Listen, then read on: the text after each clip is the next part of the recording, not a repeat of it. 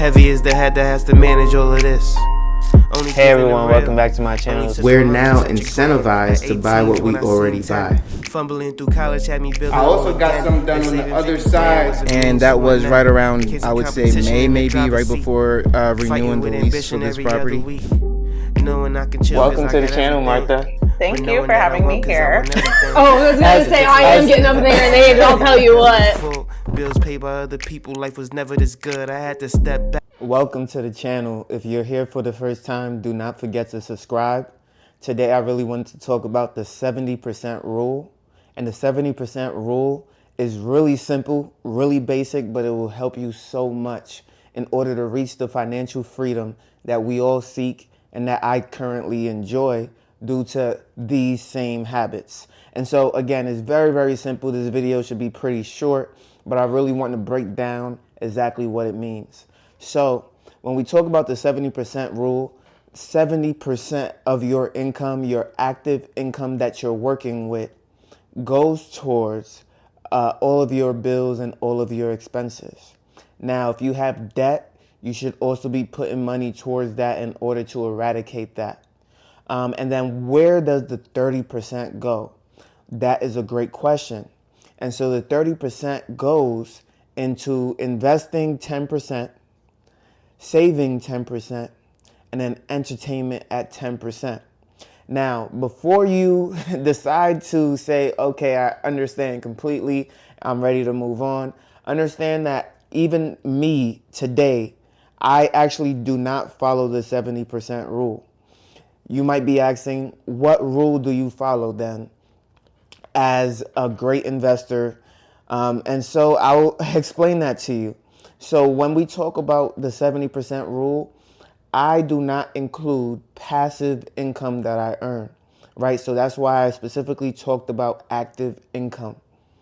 And so basically how my life kind of works is that my active income actually doesn't get used on my bills. I do use some of my active income to pay down principal on my mortgages for the real estate that I have, but mainly it's my passive income that pays for my lifestyle. So that would be the mortgages, that would be my food, lights, electricity, whatever the case may be. I use my passive income to pay for all of that.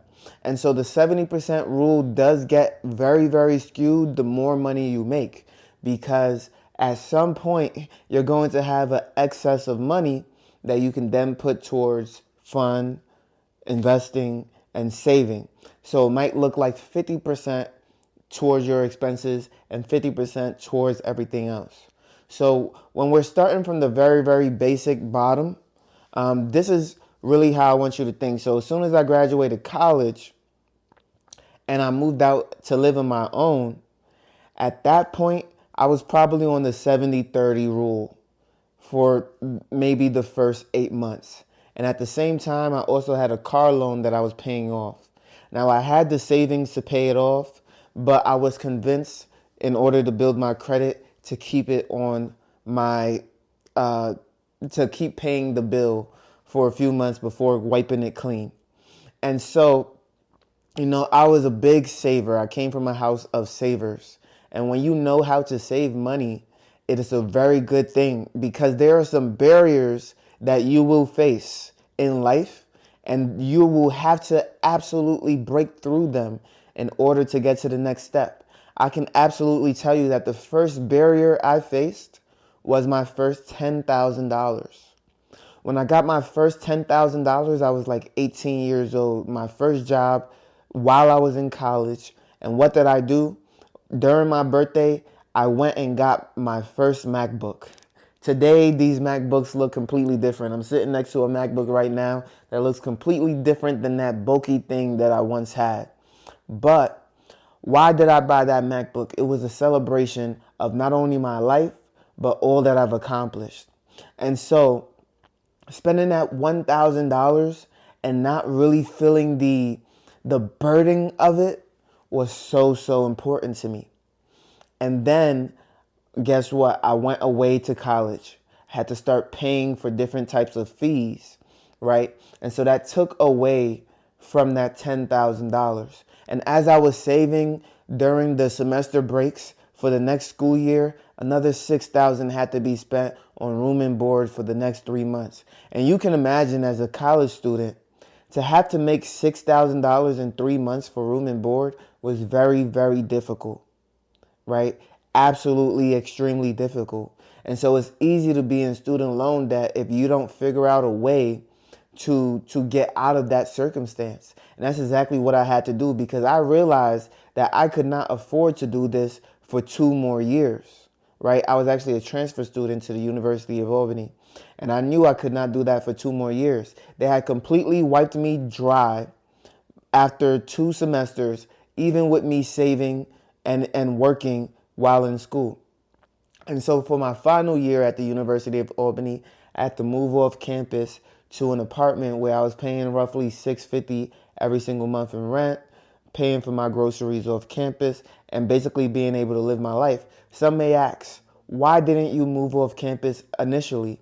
Well, the college doesn't allow transfer students to move off campus during their first year. And so essentially I was forced to live on campus. And so that little $50 application fee that I paid to the University of Albany was more than I bargained for.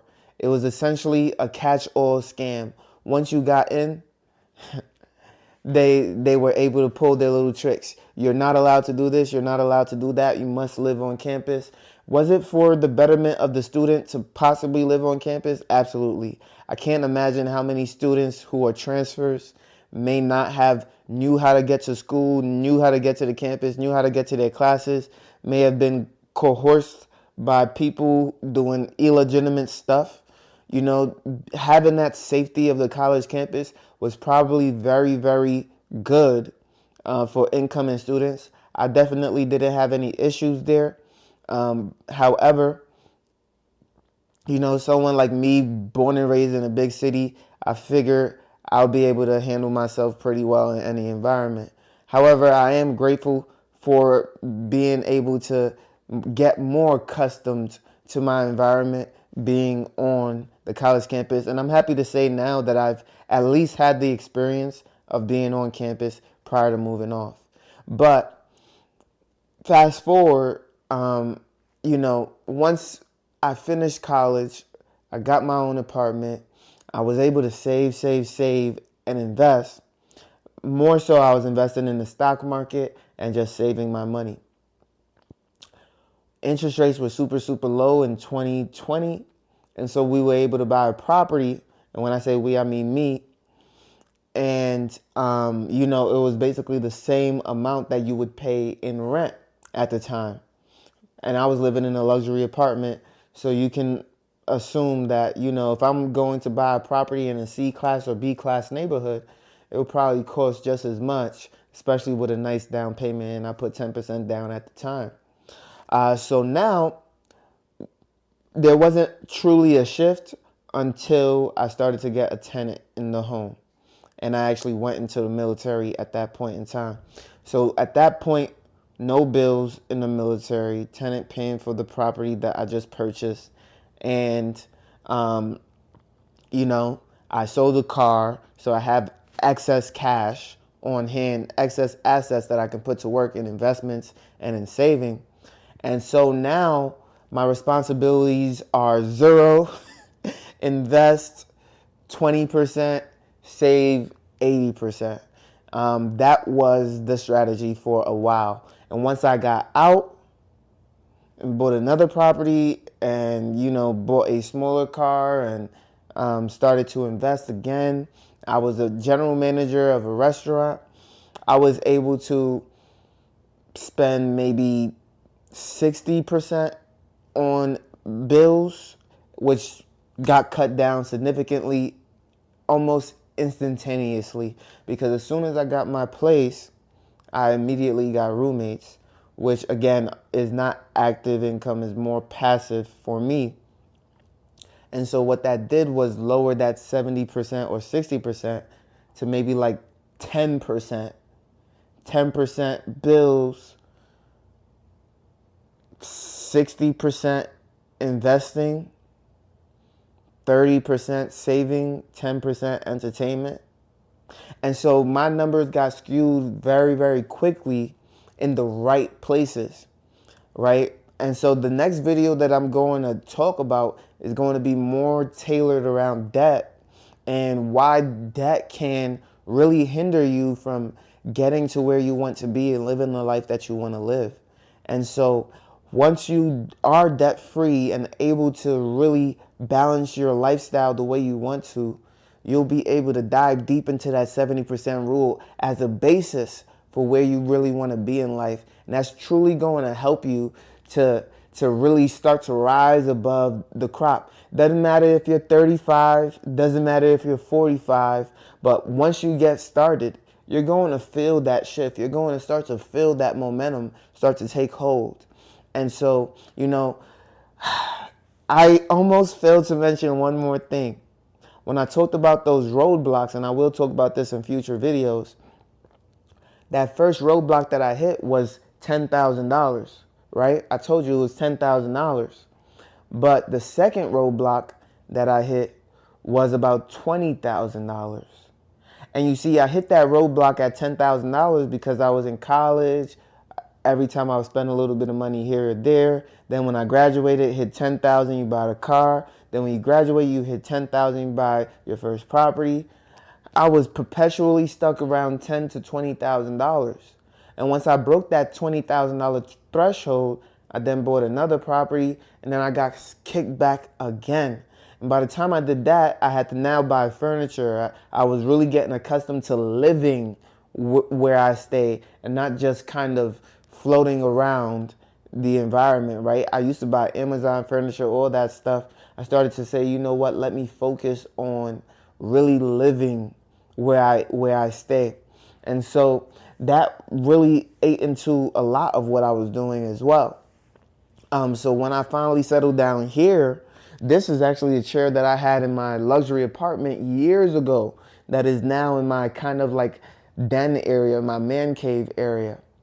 And so I say all that to say, like, there's going to be hurdles that you have to reach. The first 10,000 was tough to break past.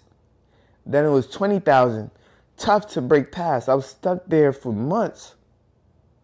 And then after that, I think once I hit 30,000, the ceiling just climbed, boom, all the way to 50,000. And then when I got to 50,000, I was stuck at 50,000 for a while. And then boom, you kind of just break past that. And another thing that I wanted to say is that sometimes when you have all your eggs in one basket, it makes it that much harder to break past certain situations. So the first time I touched 50,000 was probably my investments, so my stock market investment accounts, right? But when I really refer to breaking past something is normally in my savings that we're looking to break past. Because when you save, it really does get harder to save because you feel like, oh, I can spend more money now, or I can spend more on this, I can spend more on that. I don't have to think about it. And so breaking past that 50,000 in the savings was more important to me as time went on, because you have to set a new goal for yourself. You have to set a new number. Like, where do you want to be? How much do you want to earn? What do you want to make?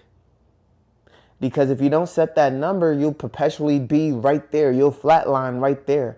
Enough is enough. That is good enough. And you don't want to be like that. You can easily get too comfortable.